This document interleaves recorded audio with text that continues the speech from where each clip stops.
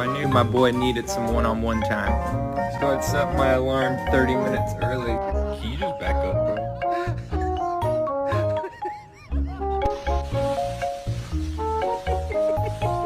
I'm alive. I'm dead. I'm watching TV. I'm looking at you. Fuck you. I'm dead again. Parents force me to wear diapers when visiting other people's houses because I am not yet potty trained. Maybe if I give my mom puppy eyes she might take this shit off. Let me try again.